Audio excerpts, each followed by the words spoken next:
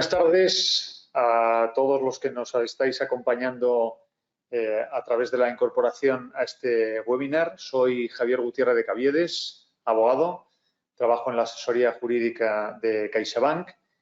Como sabréis muchos de vosotros, hace ya más de un año que ASNEF inició la organización de una serie de jornadas dentro del ciclo llamado Encuentros Digitales Webinars sobre Educación Financiera y Transparencia, escogiendo para ello como colaborador, por su reconocido prestigio, a La Ley.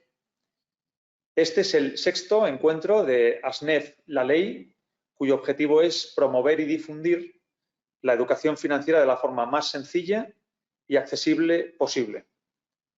El crédito al consumo, tan cercano en hogares y familias, es una práctica habitual y hoy pretendemos que todos los asistentes podáis resolver vuestras dudas sobre la transparencia económica de estos contratos. Tengo aquí a mi vera a tres maravillosos ponentes y me vais a permitir que haga una pequeña referencia curricular de cada uno de ellos. Aquí a mi izquierda está María Consolación González Sánchez, magistrada titular del Juzgado de Primera Instancia número 5 de Madrid, delegada del Decanato de Madrid para los Juzgados de Primera Instancia. Ingresó en la carrera judicial por oposición en el año 1991, tutora de jueces en prácticas de la Escuela Judicial, del Consejo General del Poder Judicial y tutora del Practicum Externo. Ha sido también profesora del Máster de Acceso a la Abogacía y de Grado en Derecho de la Universidad Francisco de Vitoria y es ponente y directora en numerosos cursos, encuentros y conferencias organizados por distintas instituciones. Al final de la mesa está Ricardo Gómez Barredo, director asociado de Analistas Financieros Internacionales, AFI, director ejecutivo de formación del Máster en Banca y Regulación Financiera de la Universidad de Navarra. Ha ostentado funciones de alta responsabilidad en el sector financiero, entre otras, miembro del Comité de Dirección de BBVA, vocal del Consejo de Administración de Garanti Bank, filial del grupo BBVA en Turquía, y miembro del Consejo Asesor de Propel USA de BBVA.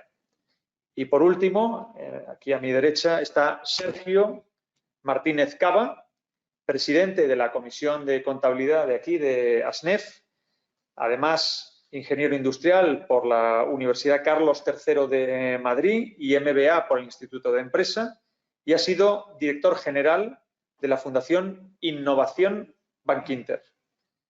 Pues sin más prolegómenos y si os parece, vamos a iniciar un diálogo con los tres en un formato de pregunta y voy a empezar en primer lugar por ti, Sergio. Aunque ha sido el último en la presentación, los últimos serán los primeros, pues en este caso va a ser Sergio el primero en intervenir. ¿Qué instrumentos utiliza el consumidor cuando requiere financiación para satisfacer sus necesidades? Bueno, los instrumentos más habituales para obtener dinero son el préstamo y la línea de crédito. Aunque ambos sirven para el mismo fin, para tener dinero disponible para lo que cualquier persona necesite, existen diferencias importantes entre ambos. En primer lugar, cuando alguien solicita un préstamo, se concede el importe total de ese préstamo al cliente desde el primer instante y, por tanto, el cliente devuelve la cantidad que se le ha prestado a lo largo de unos años prepactados a un tipo de interés prepactado, con lo cual conoce de antemano perfectamente cuál es el cuadro de amortización, cuánto va a tener que ir pagando a lo largo de la vida de ese préstamo. Los préstamos pueden ser garantizados o no en función de si tienen algún colateral, como puede ser un vehículo. Es un producto, bueno, ahora lo explicaremos, pero sencillo de entender. El otro producto habitual es una línea de crédito. Esto puede ir asociada a un medio de pago o no, es decir, a una tarjeta de crédito, pero también, aunque es poco habitual entre clientes particulares, podría no ir asociado a un medio de pago. En este caso, el funcionamiento es diferente. Al cliente se le asigna cuando lo solicita se le asigna un límite, un disponible, una cantidad de la cual puede disponer en cualquier momento, pero el cliente decide cuánto de esa cantidad utiliza. Esa cantidad que utiliza se llama el dispuesto y es por lo que paga los intereses. Con lo cual, no sabe de antemano cuánto va a tener que pagar mes a mes porque depende de cuánto ha dispuesto. Si bien, pues lo comentaremos a lo largo de la sesión, sí que conoce de antemano, lógicamente, todas las condiciones asociadas a esa línea de crédito. La línea de crédito, a través de una tarjeta, normalmente puede ser una tarjeta sin ningún beneficio adicional o puede llevar asociados determinados beneficios como un cashback, una devolución de parte de lo que el cliente financia, o que puede ser o bien en dinero o en beneficios de algunas otras empresas, ¿no? Puede ser una reducción de una factura de telefonía o de un vuelo o similar. Y esta línea de crédito normalmente se puede pagar a fin de mes o bien se puede aplazar, ¿no? Cuando se aplaza es cuando tiene estos intereses sobre el dispuesto. Así muy resumido los dos vehículos. Te agradezco esta diferenciación fundamental entre préstamos y créditos y luego estos matices asociados con cada uno de los mismos. Y si te parece, Ricardo, vamos a saltar hacia ti. Si eres tan amable, ¿nos podrías explicar cómo contribuyen estas facilidades crediticias en el día a día de las familias? Sí, pues lo primero, muchas gracias, Javier, por la invitación. Y, por supuesto, si me permitís enmarcarlo un poco, vamos a ver, vivimos una sociedad del bienestar que necesita el crecimiento económico para sobrevivir, ¿no? Cada vez somos más gente y hay que crecer. El efecto positivo que la financiación tiene para este crecimiento es innegable. Es decir, el hecho de que las personas con menos recursos financieros puedan acceder a recursos financieros para desarrollar sus proyectos es tremendamente importante en este contexto de crecimiento y de avance de la economía. Hay muchos tipos de préstamos, ¿no? En particular, el préstamo al consumo, pues evidentemente lo que intenta es favorecer el acceso a bienes de consumo de personas que no han conseguido ahorros suficientes como para acceder a ellos. Entonces, ¿esto qué significa? Que se acelera el proceso de generación de riqueza en el conjunto de la economía. Entonces, básicamente, el crédito al consumo lo que hace es incrementar la capacidad que tiene determinada parte de la sociedad de acceder a bienes que mejoran su calidad de vida, ¿no? Con lo cual la importancia es tremenda, por decirlo así, ¿no? Luego, además, como decía muy bien mi compañero de mesa, Sergio, es verdad que tenemos que diferenciar diferentes tipos de productos, los préstamos o las líneas de crédito. Y en particular las líneas de crédito generan un buffer de seguridad muy relevante que luego comentaremos más despacio, ¿no? Cuando digo buffer, digo colchón de seguridad. Cuando todos planificamos nuestra economía, siempre tenemos en la cabeza el dinero que ganamos que podemos gastar. Bueno, pues tener capacidad para hacer endeudamientos de pequeño nivel muy rápido favorece también nuestra toma de decisiones económicas y mejora nuestra capacidad para tomar decisiones económicas. Y como resumen del resumen, yo creo que basta y luego ya iremos matizando todos los temas. Muy bien, muchísimas gracias, Ricardo. Tengo dos preguntas para cada uno y luego saltaremos a María Consolación, pero yo creo que para acabar de dar un contexto vamos a fijarnos en dos conceptos. Por un lado, oferta vinculante, y te agradecería que me contestaras tú, Sergio, y por otro lado, la INE o la ficha normalizada europea con información que será para Ricardo. ¿En qué consiste la oferta vinculante, Sergio? Bueno, básicamente es un documento que detalla las condiciones que tiene ese préstamo o esa línea de crédito. Es decir, establece el tipo de interés, el importe total del préstamo, los plazos de pago, las comisiones y otros cargos que puedan producirse a lo largo de la vida de ese préstamo. Está regulado según la ley de 16 de 2011, el artículo 8, y debe proporcionarse al consumidor siempre que lo solicite. Pero es un documento que trata de poner lo más importante, la información más importante respecto a ese préstamo a disposición del cliente, así muy resumido. Muy bien. ¿Y en el caso de la INE? Bueno, pues lo que es importante cuando alguien toma una decisión que afecta a su endeudamiento es que pueda comparar, o sea, que tenga facilidad de comparación de las diferentes ofertas que puede recibir por los diferentes agentes de la industria. Esto ha sido un tema muy debatido a nivel europeo y lo que se ha llegado a la conclusión es que la mejor forma de que un cliente pueda comparar es generando documentación con formato idéntico. Es decir, no parecido, sino con el mismo formato. De manera que el cliente tenga mucha más facilidad para hacer comparaciones entre las condiciones de los diferentes productos que se le ofrecen para cubrir una necesidad. La INE lo que intenta es eso. O sea, la INE, la información normalizada, lo que dice es, oye, ¿qué tienes que saber para poder conceder un préstamo? Primero, ¿quién van a ser los intervinientes? ¿A quién le estás pidiendo financiación? Básicamente. Luego, las características de la operación, las condiciones económicas de la operación, básicamente la TAE, que lo repetiremos mucho hoy por la tarde, pero quizás sea el dato más importante cuando uno toma una decisión de financiación, ¿no? ¿Cuál es el coste real que tiene para él esa financiación? Y luego, por supuesto, a nivel de la legislación europea se ha estimado que hay otra serie de características mucho más técnicas que también es importante conocer. Entonces, al final, ¿qué quiere decir la INE? Oye, dar la opción a cualquier cliente que vaya a solicitar financiación de poder hacer con mucha facilidad comparación entre las diferentes ofertas que recibe de los diferentes agentes de mercado. Vale, y para entendernos, es decir, esta información normalizada europea, cuando hablas de que tiene una cierta homogeneidad, es porque entiendo que es la misma estructura para todos los casos. Es claro. indiferente el banco, la entidad financiera de crédito, sí, siempre sigue la misma estructura. Siempre es un contenido mínimo de información. Hay algún contenido opcional para la entidad financiera, pero que es un contenido adicional, y lo que se asegura esta normativa es que la información que vas a utilizar o que se va a poder utilizar para tomar la decisión de financiación es completa y es comparable con el de otras entidades. Muy bien. Pues, si te parece, María Consolación, vamos a aterrizar en los juzgados, que es tu materia de especialización diaria. ¿Cómo valoran los juzgados estos contenidos a los que se refería Ricardo de la TAE y la información normalizada europea? ¿Qué valor tienen? ¿Qué efectos? Bueno, pues efectivamente, como ha apuntado bien Ricardo, la INE es un documento fundamental para que el consumidor pueda conocer cuál es la carga jurídica y la carga económica que va a soportar con esa decisión que ha tomado de contratar. ¿Y por qué es importante este documento? Pues porque al consumidor le permite conocer el producto, en primer lugar. En segundo lugar, identificar las condiciones financieras de la operación.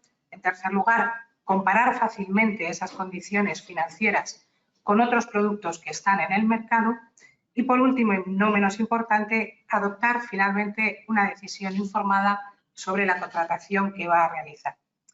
En definitiva, la INE lo que pretende es ofrecer al consumidor suficiente información de carácter precontractual, y esto encuentra su apoyo en nuestra legislación, en diversas disposiciones normativas que ya se han citado aquí, la Ley de Contratos de Crédito al Consumo, Ley 16/2011, el texto refundido de la Ley de Defensa para los Consumidores y Usuarios, la Ley de Condiciones Generales de Contratación, y una directiva comunitaria que es la que inspira toda esta legislación y también la que inspira numerosas resoluciones de nuestros tribunales, del Tribunal Supremo y del TJUE, que es la directiva 93/13 del Consejo de 5 de abril de 1993 sobre cláusulas abusivas en los contratos con consumidores, que en definitiva lo que pretende es que el consumidor, que los profesionales faciliten al consumidor toda la información que éste precisa para poder comparar, para poder adoptar la decisión de contratar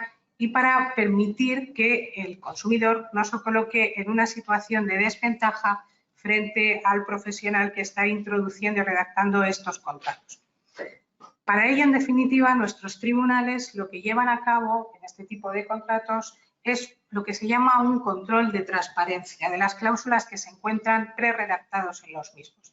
De manera que, en principio, lo que se lleva a cabo es un primer control, un primer filtro de esas cláusulas que conocemos como filtro de incorporación o de transparencia formal, en el que básicamente lo que hay que analizar es si la redacción de esas cláusulas contractuales es clara, es sencilla para el consumidor y le permite una comprensión gramatical normal.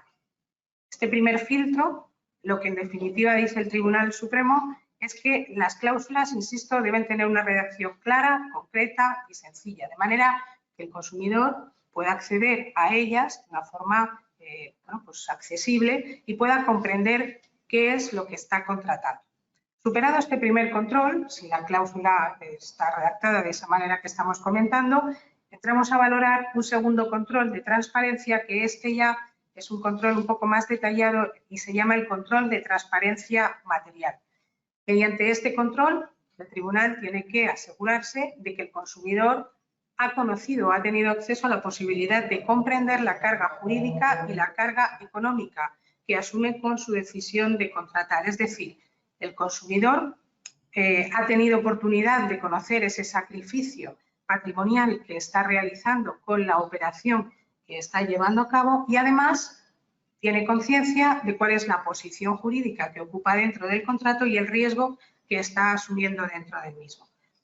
En definitiva, para el Tribunal Supremo, y esto hay muchísimas resoluciones judiciales que apoyan esta tesitura, no basta con la simple claridad en la redacción de los contratos, de las cláusulas de los contratos, sino que se tiene que superar también este segundo filtro de transparencia material que en definitiva exige que el consumidor haya podido comprender la carga económica y la carga jurídica que le supone esa decisión de contratar.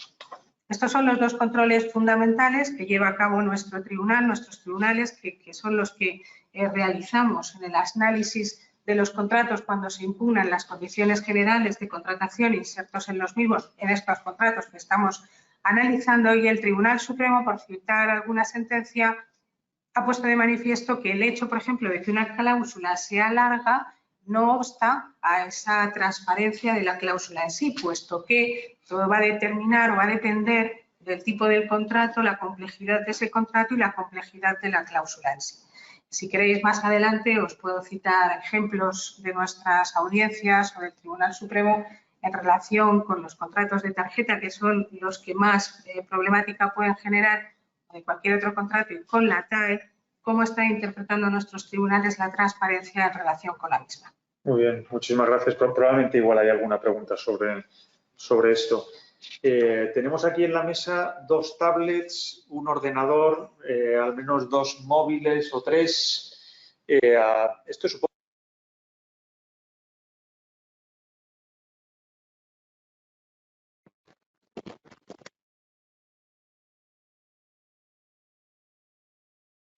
Disculpad, no, decía que aquí hay 2 tablets, un ordenador, varios móviles.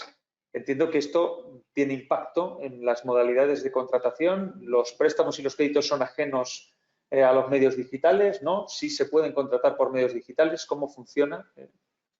En absoluto son ajenos. Una de las obligaciones de las entidades es precisamente para ayudar a la clientela en esa necesidad de financiación es estar allí donde el cliente lo necesita.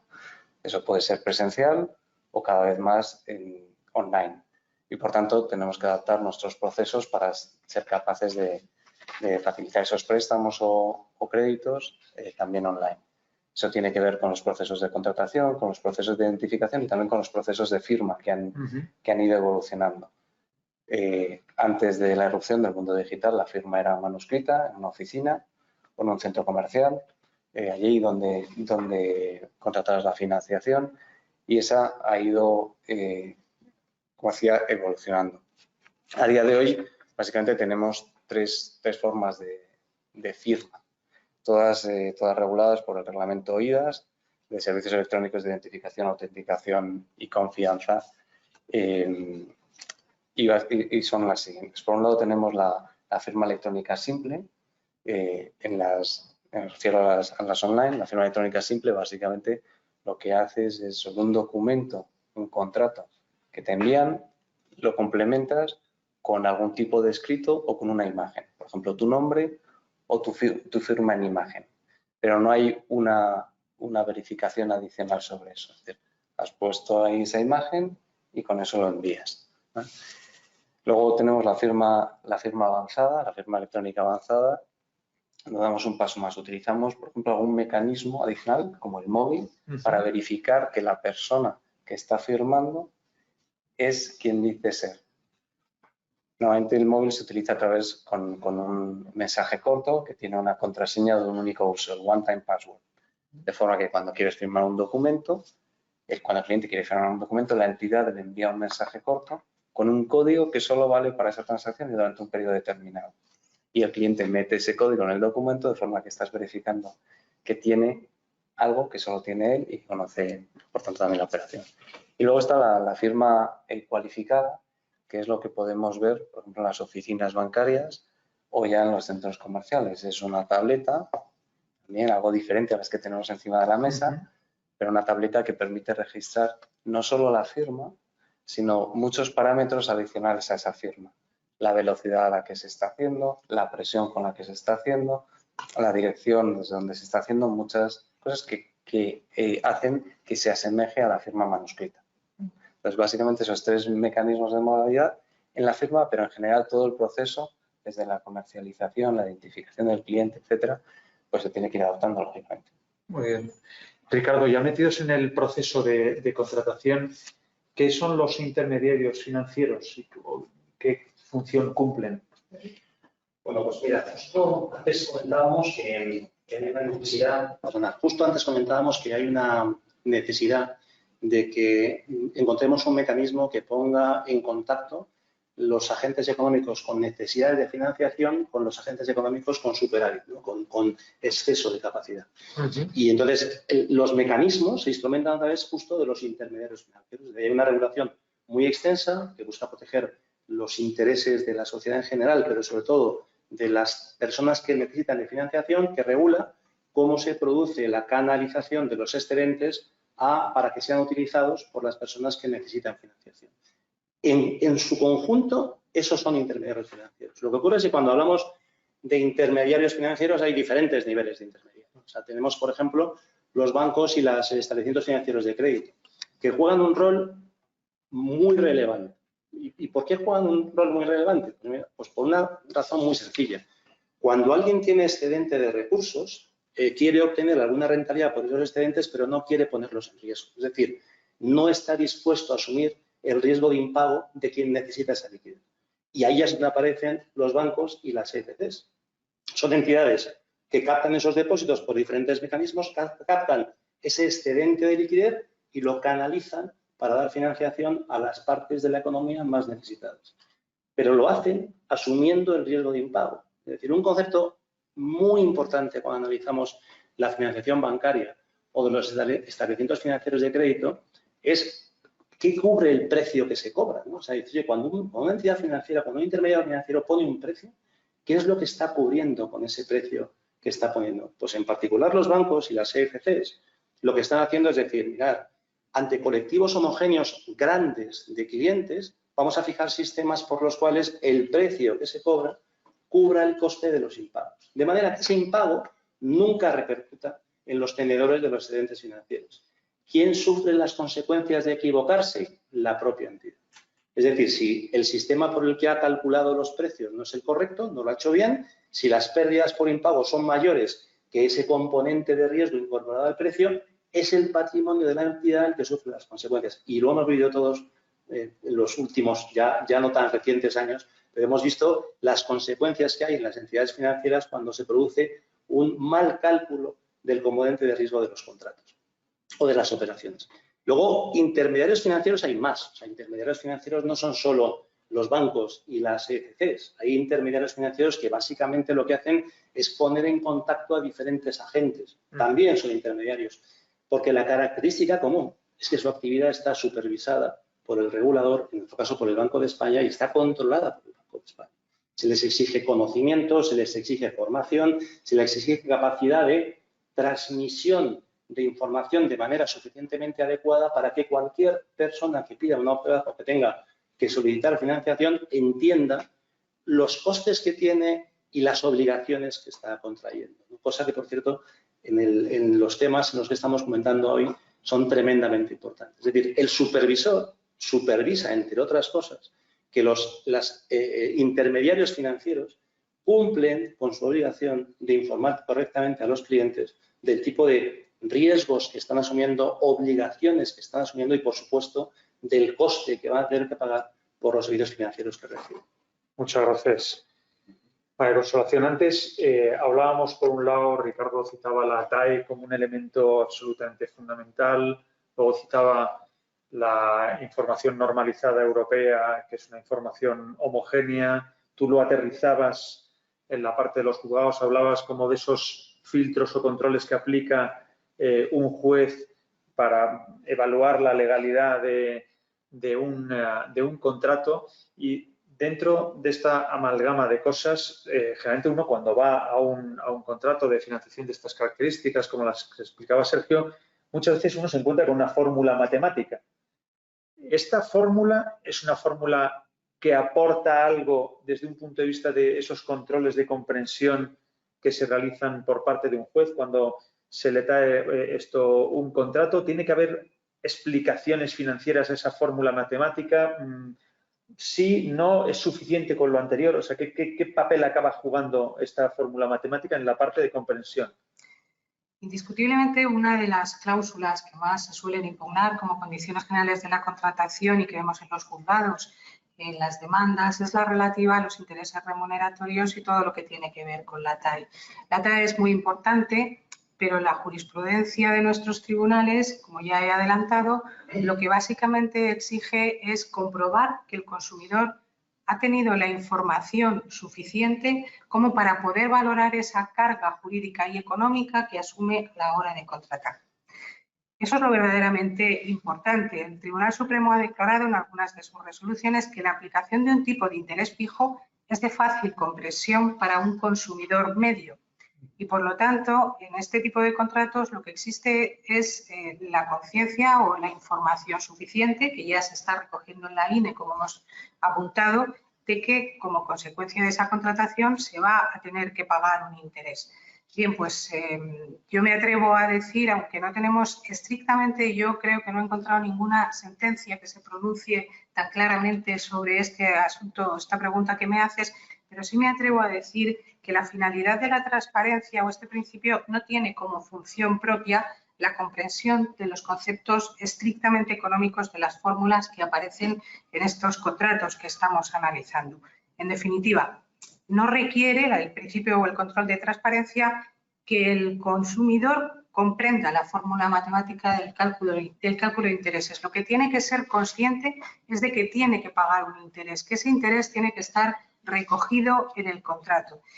Y el TJUE, como digo, y el Tribunal Supremo acuden a la figura en este sentido de lo que se llama el consumidor medio, es decir, lo que el Tribunal Supremo ha llamado un consumidor razonablemente informado, perspicaz, sería capaz de entender con lo que se le ha facilitado la información previa que se le ha facilitado al contrato. En definitiva, esto es lo que el TJUE valora, insisto, y lo que valoran los tribunales a la hora de tener en cuenta la transparencia de la cláusula de los intereses, que sea comprensible para un consumidor medio. Y hay distintos ejemplos de resoluciones que os puedo citar. Por ejemplo, hay una sentencia de la Audiencia de Barcelona muy reciente, 17 de julio del 2023, que dice: no puede considerarse que el deber de informar al interesado de distintas fórmulas de crédito sea exigible para considerar correctamente informado al consumidor.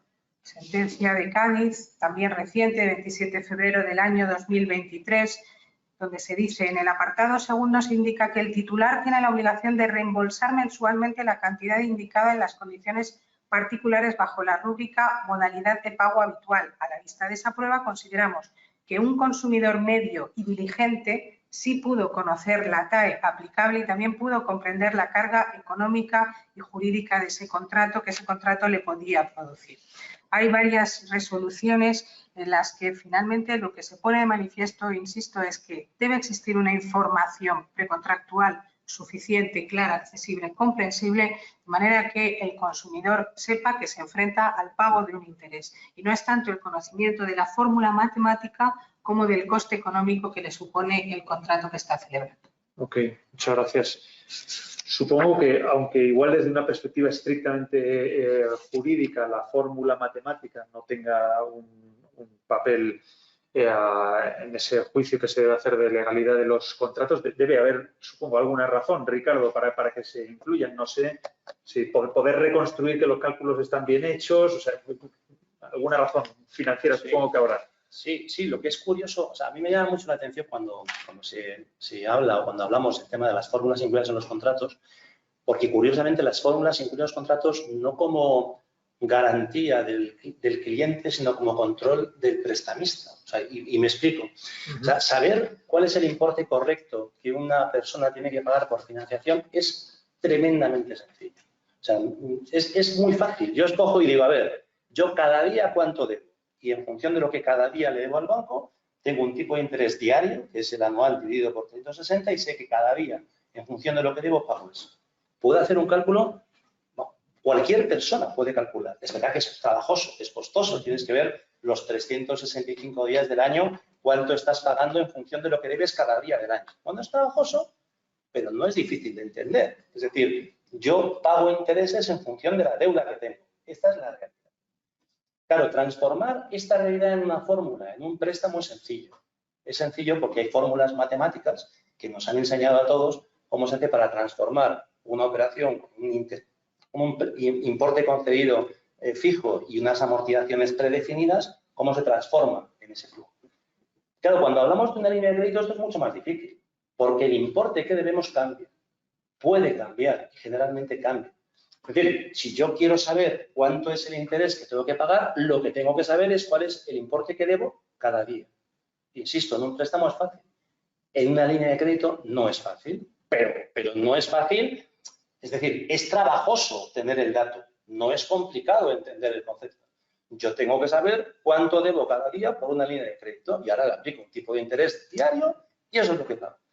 El problema para la entidad viene porque, claro, el supervisor quiere controlar que la entidad lo hace bien y le exige dos cosas. Le exige, oye, esta forma matemática sencilla, transfórmala en una fórmula matemática. Y a mí, pues esto no es tan sencillo, porque tenemos componentes de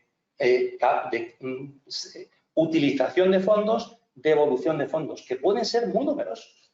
Entonces, transformar esta idea dinámica de financiación en una fórmula matemática nos lleva a fórmulas de un aspecto horrible, como la fórmula que está contemplada para las líneas de crédito en la legislación. Pero lo difícil no es el concepto.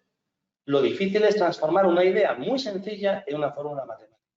¿Y a quién le exige esa transformación? Al prestamista. Porque es el supervisor, es cualquier perito que analice cómo se está comportando el banco, el que a través de esa fórmula le va a poder decir si lo está haciendo bien o lo está haciendo mal. Es decir, por resumir, la fórmula no protege al cliente. La fórmula exige a la entidad y lo que hace es que el supervisor tiene más capacidad para controlar la entidad. Lo que exige, lo que protege al cliente es la definición de la TAE, un avance tremendo en la seguridad jurídica de los clientes bancarios y el saber cuánto dinero debo cada día. Y saber cuánto dinero debo cada día, el cliente lo sabe, en principio porque ha dispuesto, pero si no, porque la información que le da el banco le va diciendo lo que debe cada día. Y a partir de ahí es una multiplicación muy sencilla. ¿Cuánto voy a pagar por lo que debo el día 10 de enero del año 2024? Lo que debo ese día por el tipo de interés de ese día. Así de sencillo. Y ahora, si hago esto 365 veces, sabré la cantidad financiera que estoy soportando por un crédito. Es decir, yo creo que tenemos que empezar a hablar menos de la fórmula y más del concepto, de qué es, por qué se paga interés. Se paga interés por utilizar un dinero que no es nuestro. ¿Y por qué pagamos interés? Es muy sencillo, por lo que debemos cada día. ¿Qué ocurre? Líneas de crédito, lo que debo cada día es más variable. Puedo disponer o devolver en procesos bastante rápidos. Bueno, se complica la construcción de la fórmula, no el concepto, no la comprensión de la operación, ni la comprensión de la obligación que el cliente tiene por ese contrato. Sí, por favor. No, nada, me permito, al hilo de lo que tú has explicado fenomenal, poner un ejemplo que puede ser ilustrativo. Hay una sentencia de la sección 15 de la Audiencia Provincial de Barcelona del 13 de enero de 2022 que contiene este enunciado. La respuesta a la pregunta que se haría un consumidor medio antes de aplazar sus compras, ¿cuánto pagaré por las compras que aplace? Es muy sencilla, el 26,82% de interés anual. No hay nada incomprensible, otra cosa es si ese tipo de interés, eso no es usurario. Yo creo que resume un poquito a lo mejor lo que hemos estado queriendo decir. Conozco que hay un tipo de interés, conozco cuál es el tipo cumplido como entidad con la obligación de, pues no sé, de facilitar esta información. Eso es lo que debemos analizar.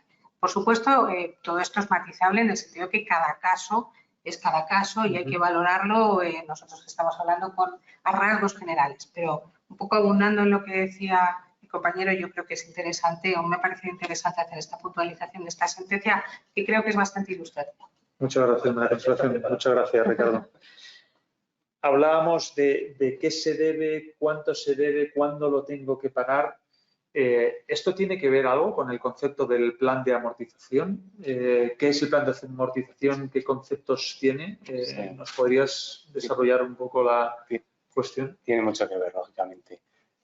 Aunque, como comentaba Ricardo, pues la TAE es un gran avance y es un concepto claro detrás, cuánto tengo que pagar por los intereses, cuántos intereses tengo que pagar por el dinero que dispongo en un préstamo, todo al principio, en la línea de crédito, según voy disponiendo, y nos permite comparar, también se ha comentado anteriormente, entre diferentes entidades. Sé que una me cobra un 10, otra un 8 y otra un 20, y por tanto ya tengo un orden de magnitud de que va a costarme más o menos dinero, y luego eso hay que traducirlo a unos pagos mensuales. Y eso, aunque es una matemática sencilla, pues no todo el mundo está en disposición de hacerlo. O no tiene el tiempo para hacerlo. Por eso está el cuadro de amortización, el plan de amortización. Básicamente lo que hace el plan de amortización es, con el importe inicial del préstamo, el tipo de interés y el mecanismo de amortización, con el método francés, pues nos dice cuánto vamos a tener que pagar, bueno, y el plazo de la operación nos dice cuánto vamos a tener que pagar cada mes. Y además de eso, el importe exacto que vamos a tener que devolver cada mes nos dice cuánto nos queda por pagar en capital y intereses, que van variando. De forma que el cliente sabe desde el minuto cero en el que contrata un préstamo cómo va a ser toda su trayectoria, su vida, su relación con la entidad a lo largo de la vida de ese préstamo. Como decíamos, en un préstamo es más sencillo, una tarjeta de crédito o una línea de crédito a través de una tarjeta o no tarjeta, pero es más complicado porque puede ir cambiando la cantidad que dispones y, por tanto, eso varía. Y por eso en tarjetas de crédito se recurre mucho también a los ejemplos representativos. Aunque tengas un disponible, que tu tarjeta te permita disponer de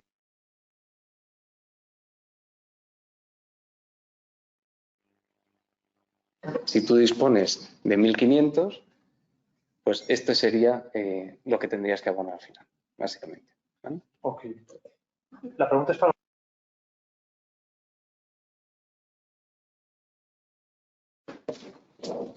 Entre Sergio y Ricardo, yo creo que habéis citado los conceptos, no sé si queréis dar algún apunte concreto, pero habéis citado varios conceptos como importe de la cuota, intereses, dispuesto, disponible, límite del crédito. No sé si queréis matizar algo sobre alguno de ellos. ¿Cuál entendéis que es más importante? ¿Son los 5 importantes para reconstruir toda la figura de lo que le han prestado a uno y lo que tiene que adeudar? Bueno, pues el importe de la cuota es básicamente lo que vas a pagar cada mes. ¿Vale? Cuánto te toca pagar al mes siguiente y los siguientes meses. Los intereses son esa TAE multiplicada por el dispuesto que te queda, ¿no? Es decir, la cantidad total que vas a tener que pagar por la cantidad que tienes prestada. El dispuesto es lo que has utilizado en el préstamo todo al principio, en una tarjeta, pues en función de lo que vayas. Y el disponible es lo que en las líneas de crédito, lo que la entidad te permite utilizar, que es una de las principales ventajas de una línea de crédito, que te permite de forma inmediata, en caso de que lo necesites por alguna urgencia, pues llegar a ese disponible. No tienes que volver al banco o a la entidad financiera de crédito para utilizarlo, ¿no? Y por último, el límite de crédito, es el total, ¿no? ¿De qué herramientas dispone un cliente si no llegara a entender estos contratos que habéis estado explicando esta tarde?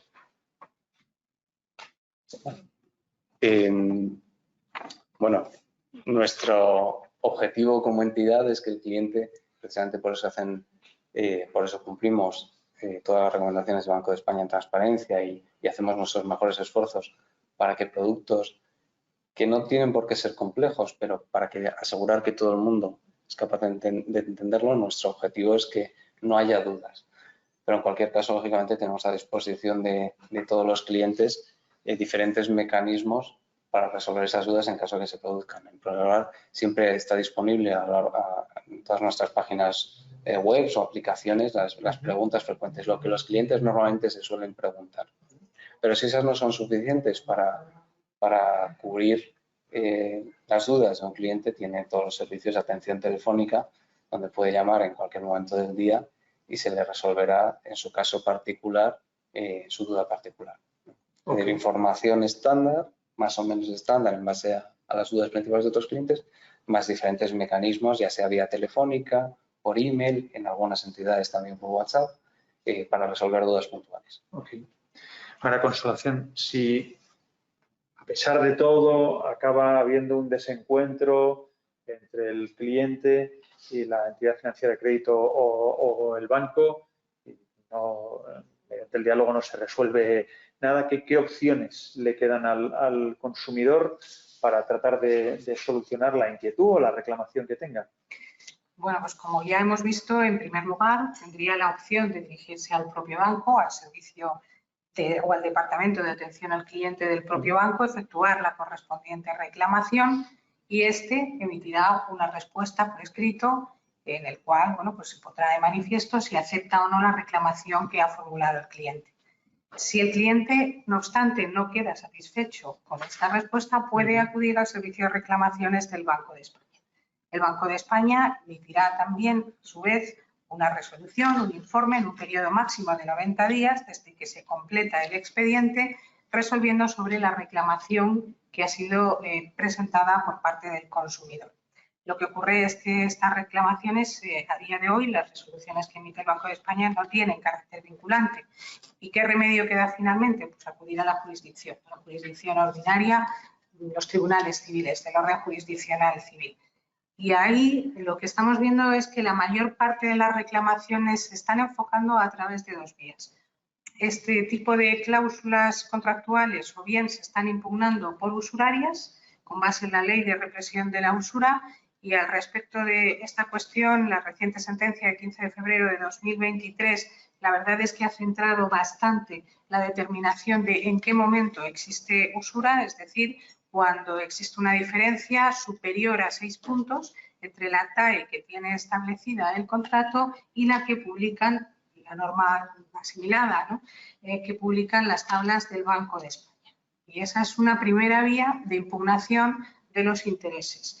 Otra fórmula que también se acude bastante para impugnar estas condiciones generales de la contratación es precisamente acudir a la Ley de Condiciones Generales de la Contratación e impugnarlas pues, por esos, no superación de ese doble filtro que hemos estado comentando, el primer filtro de transparencia formal o el segundo filtro de transparencia material. A veces, pero ya esto es con bastante menos frecuencia, se impugnan estas cláusulas porque se alega un vicio error en la prestación del consentimiento. Esto es bastante más infrecuente. ¿Por qué? Porque ya digo, a través de las dos primeras vías suele quedar resuelta el planteamiento. Es frecuente que se planteen de manera subsidiaria el ejercicio de estas acciones por si no prosperase alguna de las anteriores, terminaríamos con cualquiera de ellas. Pero ya digo, la de vicio en el consentimiento se basa en apreciaciones más de carácter subjetivo y las de transparencia que hemos estado analizando lo que hacemos es un control más de carácter objetivo en base a la redacción de la cláusula, a esa información que hemos dicho que es obligatorio facilitar al consumidor. Muy bien, pues muchísimas gracias. Yo creo que nos quedan 15 minutos. Es posible que damos paso, si hubiera, a alguna pregunta del público que nos estáis siguiendo. Permitidme que compruebe un momento si entra alguna pregunta y yo no me estoy enterando, aunque creo que no hay formulada esto ninguna, con lo cual, oye, prosiguiendo con el tema que comentaba María Consolación, más desde la perspectiva de los juzgados que tienen que juzgar y hacer ejecutar lo juzgado que es su función. Ricardo, yo no sé si tú tienes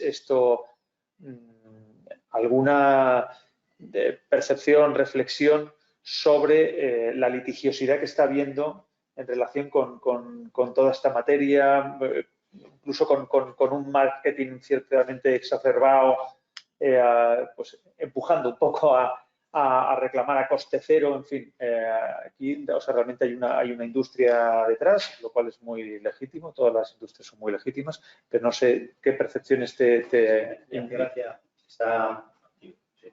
Me hace gracia esta pregunta a un no jurista como yo, ¿no? O sea, soy más esa visión económica de la situación. Probablemente esa pregunta está formulada a una persona más económica que jurídica aposta, ¿no? Y es que, vamos a ver, yo estoy totalmente de acuerdo en lo que comentabas, ¿no? Yo creo, Javier, que evidentemente los clientes tienen derecho a defender sus intereses y deben hacerlo. Y creo que además en un Estado de Derecho es muy bueno que los clientes se defiendan y que el equilibrio muchas veces no ha estado establecido de manera proporcionada. Es decir, que es verdad que históricamente los bancos o las entidades financieras han tenido mucho poder y han tenido siempre esa sensación de superioridad. Creo que las modas no son buenas, es decir, que igual que no era bueno que los bancos pudieran controlar o transmitir la sensación de control de la situación de los juzgados, no es bueno que a veces tengamos la sensación de que los juzgados están inundados por procedimientos de reclamación cuyo fin no es exactamente defender los intereses del cliente. Voy a aquí pedir perdón y exonerar de toda responsabilidad por esta opinión tanto a SNEF como a mis compañeros de mesa. Mi opinión personal.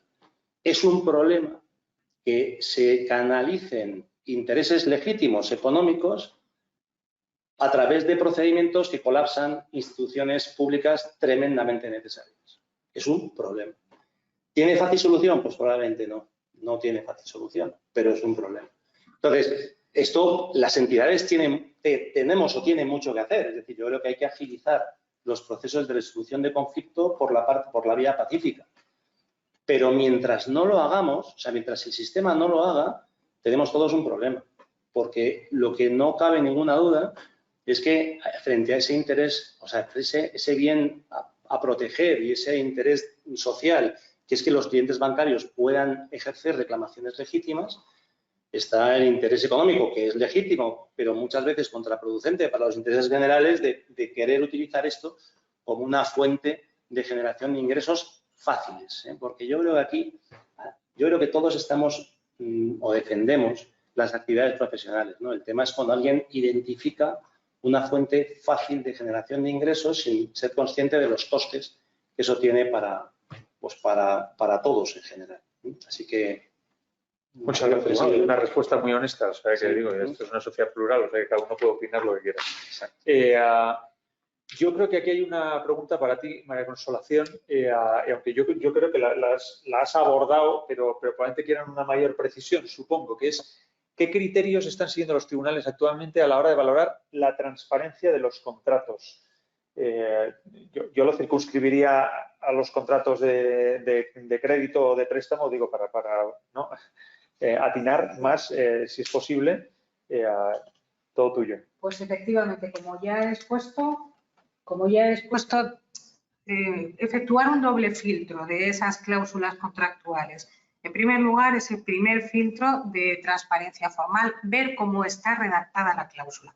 Si la cláusula es fácil de comprender para un consumidor medio, que es lo que dice el TJUE y es lo que dice nuestro Tribunal Supremo. Entendiendo por consumidor medio una persona que sea razonablemente informada, es decir, bueno, pues que ni sea un erudito, ni un matemático, ni tampoco alguien que ha asumido el rol de tratar también de involucrarse en comprender qué es lo que está contratando. Entonces, esa redacción primera de las cláusulas que sean claras, comprensibles, fáciles de entender, lo que se ha venido a llamar un control de comprensión gramatical. Y el segundo control sería el control al que también ya me he hecho referencia, que sería el de transparencia material.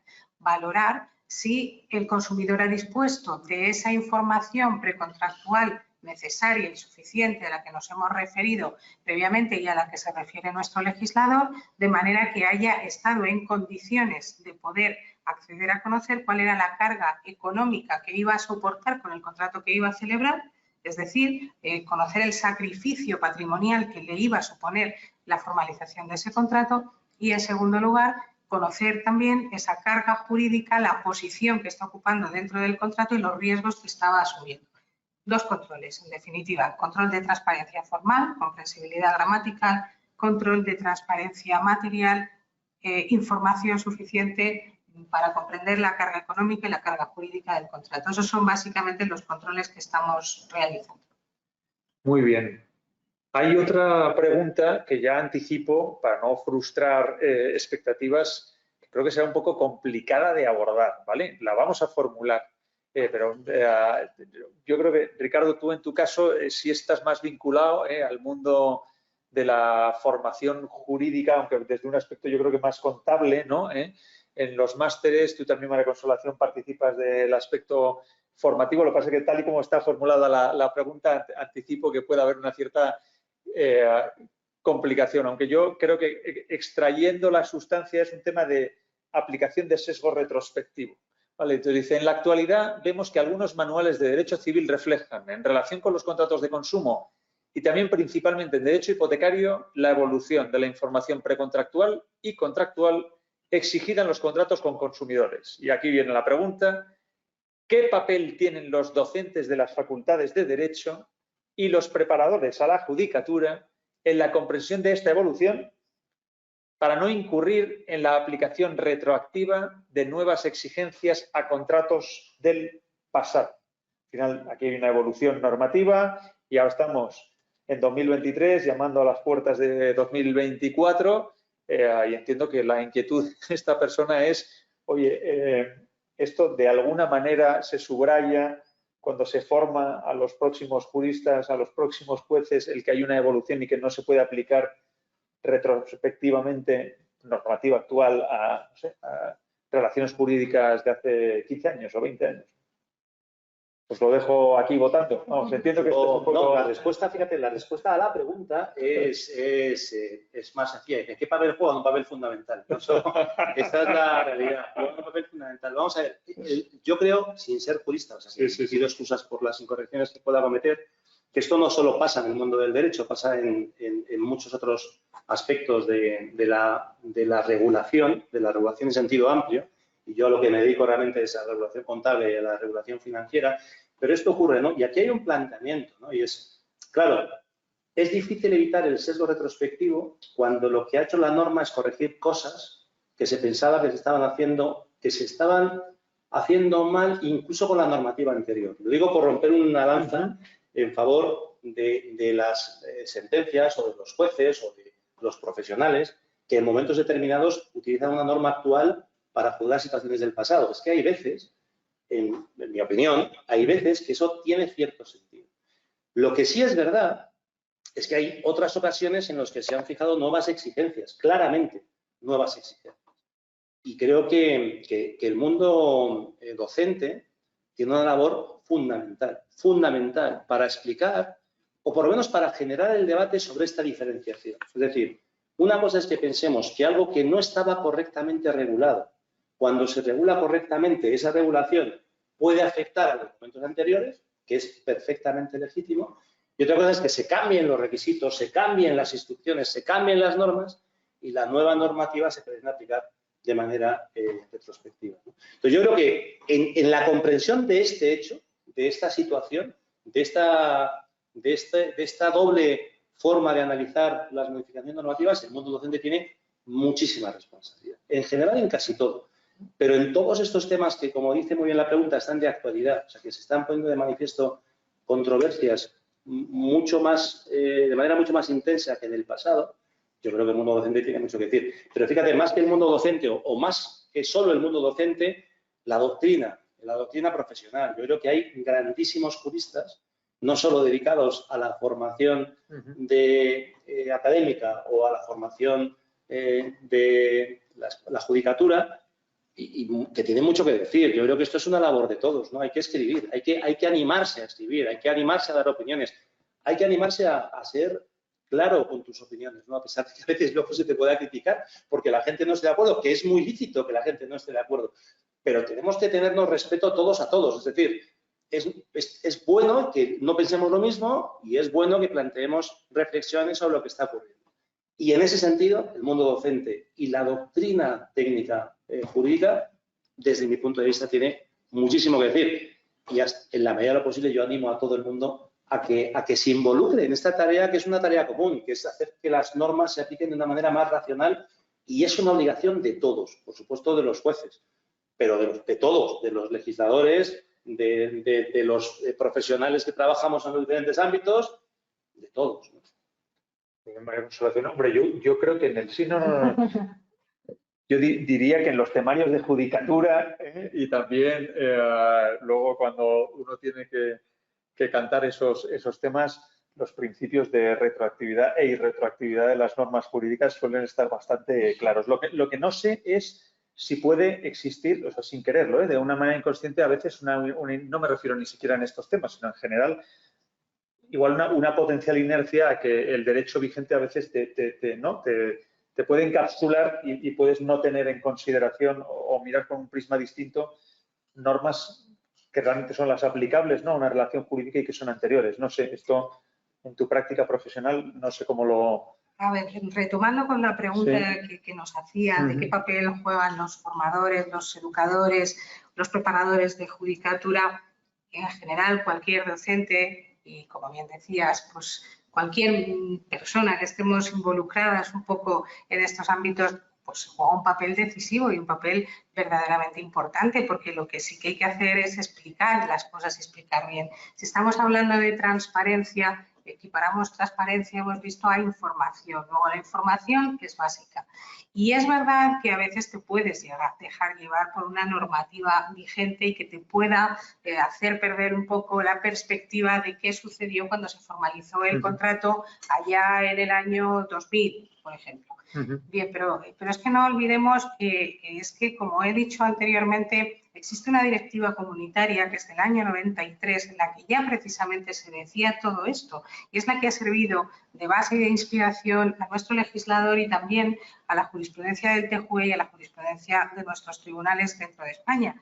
Y esta directiva, que es la de cláusulas abusivas en los contratos con consumidores, ya establece la prohibición de las cláusulas tipo, establecía que pese a las exigencias de la buena fe, decía, causa en detrimento del consumidor un desequilibrio importante entre los derechos y obligaciones de las partes y, por otra parte, impone a los profesionales la obligación de redactar las cláusulas de forma clara y comprensible.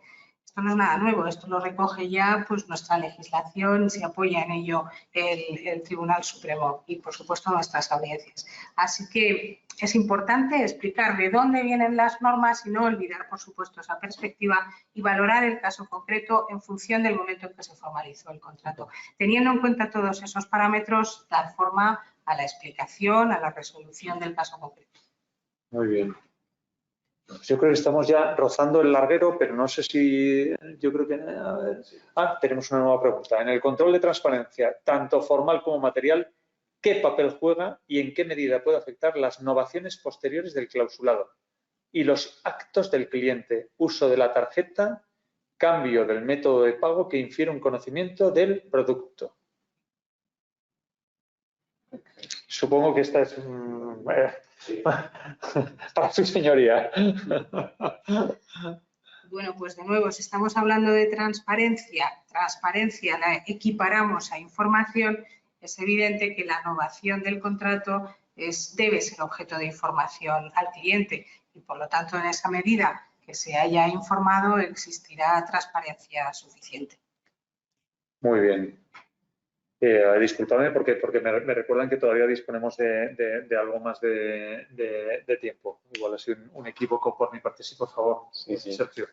Por complementar, Claro. efectivamente, cuando hay una innovación, pues aplica todos los criterios de transparencia. Cuando el cliente lo que hace es cambiar el método de pago, una de las ventajas principales, aparte de la flexibilidad de la línea de crédito a través de una tarjeta, es que el cliente no solo puede disponer de lo que quiere dentro de su límite, sino que además puede decidir en cualquier momento cambiar la forma de pago. Puede decidir hacerlo a fin de mes y en un momento dado cambiarlo a pago aplazado y luego volver a fin de mes.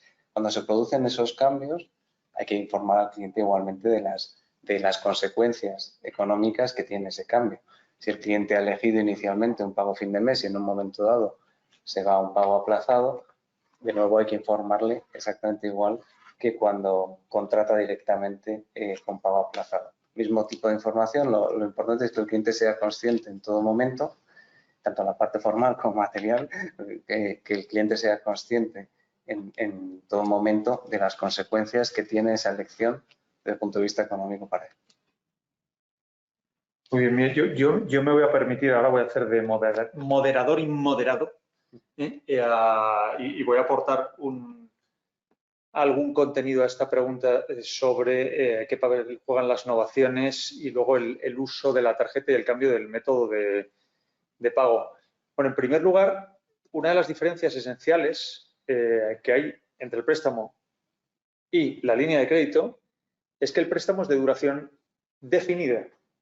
Por lo tanto, en un contrato de esas características, cualquier novación exige que las dos partes se sienten y pacten expresamente cualquier modificación al contrato.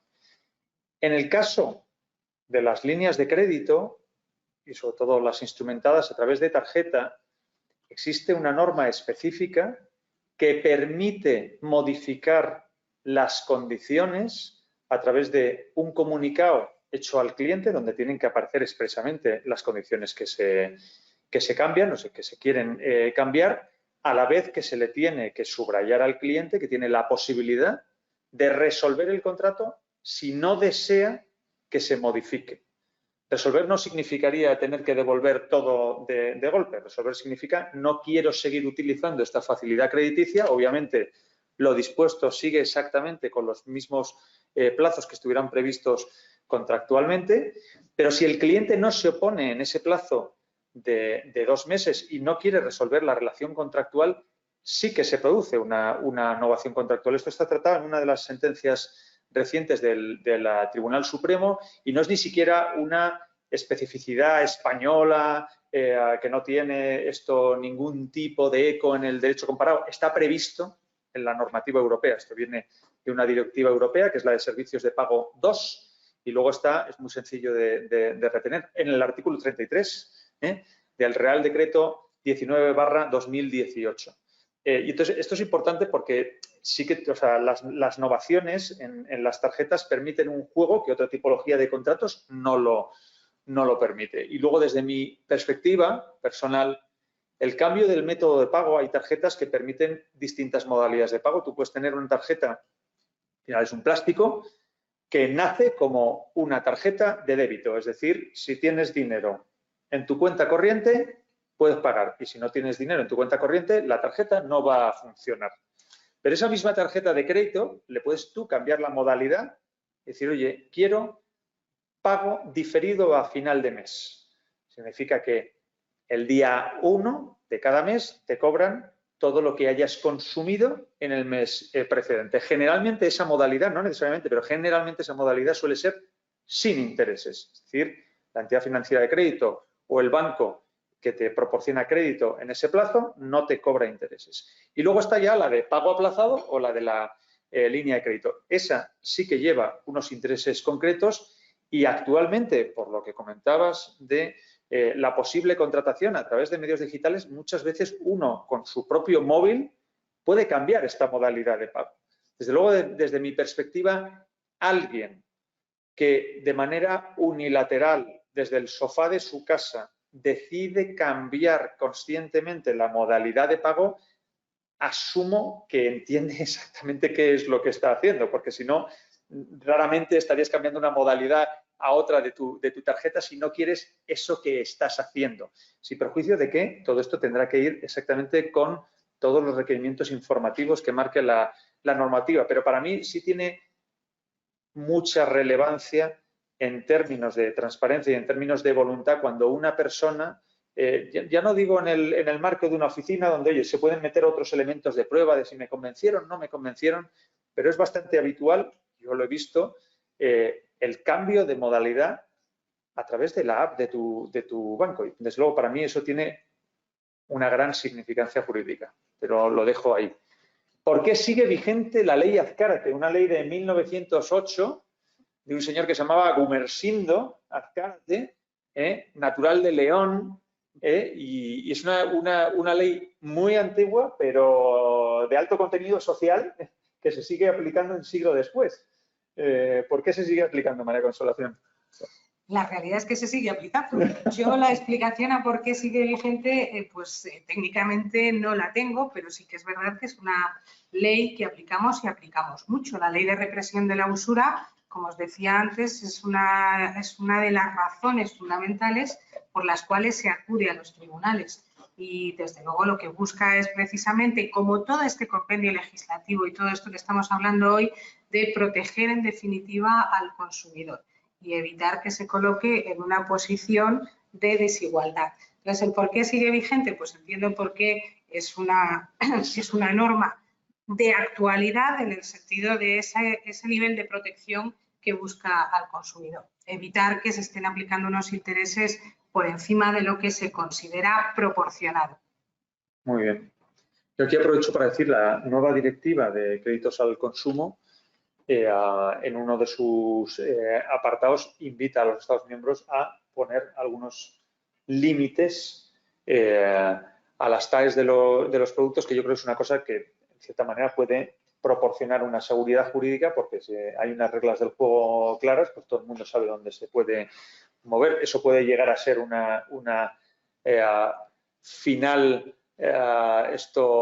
entierro de la ley Azcárate, ya lo veremos, ¿eh? O si se hace una enmienda a la ley Azcárate y continúa vigente, pero con mayor articulado. De hecho, es una práctica habitual en los países de nuestro entorno, tanto en la mayor parte de los países. Hay un límite más allá de la sentencia del Tribunal Supremo que ya nos marca una horquilla clara. Está marcado un límite a cada uno de los productos, tanto los préstamos como las líneas de crédito. Muy bien, pues tenemos otra pregunta. Dice, en ocasiones se alega la falta de información o especialización financiera de los intermediarios o prescriptores. No obstante, parece que existe una evolución muy positiva en la especialización de los empleados de intermediarios prescriptores que mejora la comercialización y acompañamiento de los clientes. ¿Tienen la misma perspectiva mis compañeros de la mesa desde la visión judicial? Esta ya sería más para ti, María Consolación. ¿Se valora negativamente una comercialización hecha en centros o intermediarios?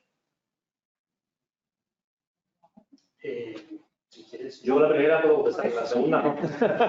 Digo que me atrevo a contestar la primera pregunta, la segunda no, y sobre todo por mi edad, porque efectivamente los que tenemos ya cierta edad fuimos conscientes, vivimos en propias carnes, cómo de hecho los productos financieros comercializados a través de prescriptores tenían peor comportamiento crediticio que los no comercializados a través de prescriptores. Es decir, en los años 2003, 2004, 2005, 2007, 2008, 2009, 2010, antes de la crisis financiera del 2012, el comportamiento crediticio de las operaciones concedidas a través de prescriptores era mucho peor. Y en muchas ocasiones se alegaba por parte de los clientes una falta de comunicación o una falta de información sobre las características o condiciones de las operaciones. Lo que pasa es que esto el regulador, el supervisor regulador, el Banco de España, lo vio claro y puso en marcha medidas legislativas a través del Ministerio de Economía y Hacienda en su momento y después de los sucesivos ministerios de Economía para subsanar este asunto. Y de hecho, ahora mismo está incluido en la regulación aplicable a casi todos los intermediarios financieros una serie de requisitos que tienen que cumplir, entre ellos unas condiciones de formación. Tienen que tener un conocimiento de lo que están comercializando para poder venderlo. Aquí podríamos tener otra vez una situación de sesgo retrospectivo negativo, es decir, las personas que tengan la edad que yo tengo o más, pues tendrán en la cabeza este condicionamiento negativo de aquellas operaciones concedidas a través de centros de prescripción. Yo creo que desde hace ya como 7, 8 años la normativa ha cambiado radicalmente. Un ejemplo es la Ley de Financiación Inmobiliaria, que regula específicamente los cursos de formación que tienen que hacer los intermediarios financieros que colaboran en la financiación hipotecaria, pero hay muchos ejemplos más, ¿no? de formación específica exigida por parte del regulador a aquellas entidades o personas físicas que actúan como intermediarios financieros haciendo la conexión entre diferentes partes del sistema. Sí, por favor. Sí, además de esa formación, cada vez trabajamos más, se trabaja más de las entidades los controles que se ejecutan sobre también esos prescriptores. Si es una comercialización telefónica, se escuchan las llamadas, se pasan diferentes filtros de calidad para ver que en lo formal y en lo informal está bien explicado, y además, en la medida que proliferan los canales digitales para la formalización final, acaba estando toda la información necesaria. Es decir, puede haber una comercialización por parte de un prescriptor o de un intermediario, una explicación que las entidades buscan que sea lo más clara posible y que además pongan los controles de calidad, pero la formalización se deriva hacia un canal digital donde de nuevo está toda la información que hemos comentado anteriormente. Es decir, cada vez es un entorno más controlado. Y desde la visión judicial hay una valoración negativa del prescriptor per se, ¿no? El juez se mueve sobre parámetros de absoluta objetividad y así es como tiene que ser, y valora las circunstancias concretas del caso no en función de si haya sido un intermediario o si no ha sido un intermediario quien ha actuado en la operación y en la formalización del contrato, sino de si se cumplen todos estos parámetros que hemos visto de transparencia. Luego, por definición, no existe una postura de predisposición ni a favor ni en contra, que yo por lo menos haya podido percibir y sobre la que me pueda pronunciar. Muy bien. Ahora hay una afirmación más que una pregunta, pero yo la transmito igualmente. En el caso de los contratos de adhesión creo que está muy vinculada, de todas formas, a la pregunta formulada ahora mismo. En el caso de los contratos de adhesión firmados en un comercio para adquirir determinados productos, normalmente nadie explica al consumidor las cláusulas que está firmando. Ni tampoco hay tiempo para ello. Es decir, se firma sin estar informado. Bueno, pues esto, que en principio es una generación, pero yo la he trasladado como tal. Supongo que habrá que defender a cada caso concreto. Sí, en todo caso, los derechos que como consumidores tenemos no desaparecen por el hecho de que firmemos un contrato de adhesión ni porque lo firmemos en un establecimiento abierto al público. Los derechos siguen estando ahí y, por supuesto, si una persona siente que se han vulnerado los mismos, puede perfectamente ejercitar estos. Muy bien. Yo diría, con relación a este último apartado, está vinculado indirectamente. Ahí ha habido un cierto debate, lo apuntabas tú, en el tema de cuál es la debida anticipación con la que hay que entregar la información precontractual. Entonces, ahí, oye, pues no, antes, pero antes el mismo día, antes el día antes 4 días antes, ¿no? Y la nueva directiva, yo creo que gracias a Dios, va a proporcionar una cierta seguridad jurídica, porque en primer lugar asume que puede llegar a ser entregado el mismo día, literalmente. Lo que pasa es que si se hace la entrega el mismo día, hay que proporcionar, digamos, una alerta al consumidor de que tiene la posibilidad de resolver esa relación contractual durante un plazo determinado. De manera que, en el fondo, le permite volver a la casilla de salida y la entidad financiera de crédito o el banco tendrá que encargarse de realizar esa alerta y de luego de justificar que efectivamente la ha hecho. Pero yo creo que es un sistema, yo cuando lo leí y más allá de trabajar en una entidad financiera, me lo planteo desde un punto de vista de consumidor. O sea, es una realidad que uno acude a un centro comercial y puede tener una necesidad de comprar algo y puede necesitar financiación en ese momento. Entonces, las normas, en principio, claro, si lo que regularan es usted tiene que volver otra vez aquí, pues probablemente no estarían atendiendo mucho a la realidad social que hay. Y yo creo que logra muy bien la directiva ese contrabalance de, vale, oye, admito que probablemente la sociedad es como funciona y que habrá algunos casos en los cuales una persona acude y necesita la financiación en ese momento y le tendrá que usted entregar la información antes, pero como se la entrega el mismo día, le va a tener usted que recordar que puede cancelar ese contrato sin intereses y obviamente devolviendo el dinero, pero sin tener el impacto de la carga financiera del contrato. Me parece una solución equilibrada y que, bueno, y adaptada a la realidad social. Pues, oye, yo agradezco muchísimo a Ricardo, a María Consolación, a Sergio, todas las explicaciones que nos han dado y ha sido un placer compartir tarde y mesa con vosotros. y a todos los oyentes, aunque no os vemos, pues nada, os mandamos un cordial abrazo y muchísimas gracias y buenas tardes.